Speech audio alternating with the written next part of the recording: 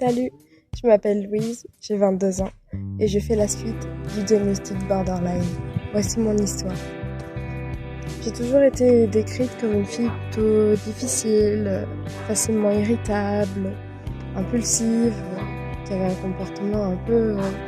une fille qui faisait sa crise d'adolescence, quoi. Toujours très énergique, avec beaucoup d'émotions, qui s'embrouillent dans tous les sens. Et au final, pendant le Covid, donc c'était ma première année de fac de psycho, j'étais pas bien. J'étais seule, j'étais en couple mais ça se passait pas bien. Et puis il y a eu le Covid, et pendant le Covid j'ai fait une dépression. Je m'en sortais plus, au lycée c'était compliqué, et quand mon petit copain de l'époque m'a larguée, j'ai fait une tentative de suicide. Je n'ai pas été jusqu'à l'hôpital, mais je me suis gravement blessée. Et mes parents et ma sœur ont déboulé dans ma chambre parce que mon ex avait envoyé un message à ma sœur et tout s'est déclenché comme ça. J'ai été suivie par mon médecin généraliste avec des traitements pour la dépression, anxiolytiques, antidépresseurs. Ça fonctionnait pas. Et puis j'ai été suivie ensuite au CAC. J'ai été au CAC et ils m'ont gardée pendant une semaine.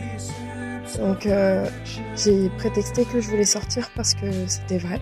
Mon lapin, Trésor, avait beaucoup de soucis de santé et j'avais peur qu'il meure et que je ne sois pas là pour lui.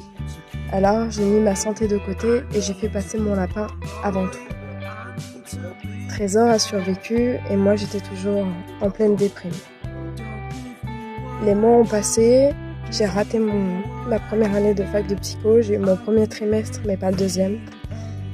Et puis j'ai eu l'opportunité de travailler dans l'entreprise de mon père, l'entreprise agricole, où j'ai traité des vaches, etc. Et ça m'a beaucoup plu. Ça m'a bien occupé l'esprit.